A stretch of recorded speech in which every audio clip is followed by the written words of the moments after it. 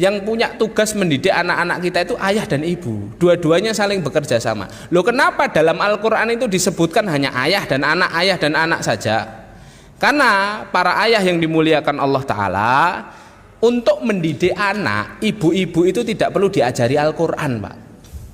Sudah otomatis. Tapi para ayah itu perlu diajari. Makanya ayatnya untuk para ayah. Itu loh, ya kan? Karena bapak-bapak itu sangat sedikit bicara dengan anak-anak. Pulang kerja sudah capek, ketemu anak jarang, weekend saja. Lah karena itulah Allah tahu, karena bapak-bapak ini sedikit ngomong sama anak, maka yang sedikit itu jadikanlah pembicaraan yang bermakna. Jadikanlah nilai-nilai Islam itu masuk di saat kita bercakap-cakap dengan anak-anak kita walaupun waktunya tidak banyak. Makanya perempuan, wanita, para ibu itu dikaruniai kelebihan oleh Allah. Apa, Pak? Kalau ngomongnya banyak. Ya, bukan cerewet. Cerdas secara linguistik, ya kan? Cerdas secara linguistik, ya. Kalau kita belajar ilmu komunikasi itu kita akan tahu, Pak, bahwa di tengkoraknya kita ini laki-laki dan perempuan itu beda. Tengkoraknya perempuan itu di antara di sigrak rambut ini ada namanya bagian namanya corpus callosum. Corpus callosumnya perempuan itu lebih tebal daripada laki-laki. Efeknya apa? Efek positifnya, para wanita itu ketika korpus kolosumnya lebih lebar, maka Allah berikan kecerdasan mereka dalam masalah linguistik.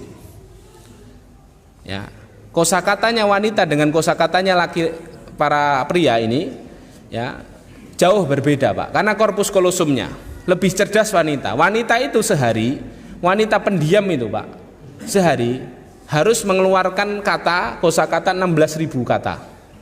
Wanita pendiam, ya. Kalau wanita cerewet 24.000 kata, Pak. Laki-laki pendiam 6.000 kata, Pak. Laki-laki cerewet 9.000 kata. Jadi kesimpulannya, Pak, wanita pendiam itu lebih cerewet daripada laki-laki cerewet, Pak. Ya. Makanya kalau bapak-bapak ini pulang habis kerja seharian sampai rumah kok diceritanin sama istri, padahal ini cerita yang sudah 2 hari yang lalu diceritakan, ya kan? Kok diulang lagi? Ya sudah, Pak, dengerin saja sambil dinikmati, ya kan, sambil alhamdulillah, oh subhanallah, masya Allah. Kenapa kok harus kita tetap dengarkan? Ya, karena dia sedang menghabiskan kuota hariannya, Pak. Loh iya, ya sudah dengerin aja, karena memang dia butuh 16.000 kata untuk keluar, ya kan? Kenapa harus kita dengarkan? Karena kalau tidak kita dengarkan nanti, Pak, bahayanya dia akan mencari telinga-telinga lain di luar rumah, Pak. Nah, itu berbahaya. Begitu juga para ibu harus memahami, laki-laki itu tidak bisa keluar kata banyak-banyak. Ya. Jadi ibu-ibu kalau tanya macam-macam WA-an terus kok dibales OK. Nah, itu ya harus paham. Ya. Kenapa? Karena laki-laki tidak bisa ngomong banyak-banyak. Ini dalam ilmu komunikasi dibahas. Ya. Makanya itu saya kembali ke pembahasan kita, ibu-ibu itu memang dikaruniai Allah kecerdasan dalam masalah linguistik semata-mata untuk mendidik anak-anaknya agar dikenalkan. Semakin cerewet seorang ibu itu semakin pintar anaknya, karena kosakatanya banyak. Apalagi ibu-ibu yang cerewet tapi cerewetnya solihah, ngajari kata subhanallah, alhamdulillah, Allahu akbar, masya Allah, astagfirullah, itu anak-anaknya ngikut, ya kan? Kenapa? Ibu-ibunya luar biasa. Jadi kesimpulannya Bapak, kenapa Allah mewariskan tugas ini kepada ibu-ibu? Karena ibu-ibu ini cerewet, cerdas secara linguistik, ya kan? Masya Allah, ya kan? Lah adapun bapak-bapak tetap dia punya tugas mendidik anak-anaknya dalam masalah apa?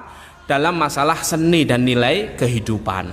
Lihatlah Nabi Ibrahim saat bertanya kepada Ismail ketika Nabi Ibrahim dapat mimpi apa? Ya bunayya inni ara fil manami anni adbahuk. Wahai anakku, semalam aku mendapat ilham dari Allah, aku mendapat mimpi, aku diminta oleh Allah untuk menyembelihmu. Fandur madza taro, bagaimana pendapatmu? Diajak diskusi. Sampai apa? Akhirnya Ismail berkata, karena didikan ayahnya, faf'al if'al ma tu'mar ya abati if'al ma tu'mar satajiduni insyaallah minas sabirin.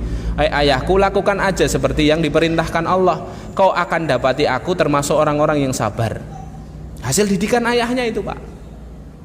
Lihatlah Yakub kepada anak-anaknya sebelum meninggal. Apa perkataannya Yakub? Ma ta'buduna min ba'di. Setelah ayahmu meninggal, kalian ini semuanya nyembah apa? Apa kata anak-anaknya? Na'budu ilahaka wa ilaha abaika. Kami insyaallah akan menjaga untuk senantiasa menyembah Allah Subhanahu wa taala, Rabbmu dan Rabb ayah-ayahmu, wahai ayahku. Ya. Lihatlah percakapan antara Luqmanul Hakim kepada anak-anaknya. La tusyrik billah, jangan kamu syirik kepada Allah, jangan berjalan sombong di atas muka buminya Allah, berbaktilah kepada orang tuamu. Itu nilai-nilai, semuanya nilai kehidupan. Diberikan oleh siapa? Oleh ayah kepada anaknya. Jadi ayah itu tidak perlu banyak-banyak ngomong, tapi sekali ngomong itu bermakna gitu loh, Pak. Ya, jangan nggak pernah ngomong, sekali ngomong nggak bermakna, ya kan? Itu lebih parah itu, Pak, ya kan? Ya, kita bekerja sama antara ayah dan bunda, ya, untuk sama-sama punya visi yang satu, menjadikan anak-anak kita ini aset akhirat, menjadikan anak-anak kita ini investasi akhirat, yang kelak nanti kalau kita ini kesusahan di akhirat, mereka akan menarik tangan kita dan bergandengan bersama masuk surganya Allah Subhanahu wa taala, dikumpulkan di surga yang paling tinggi yang diraih oleh anak keturunan kita.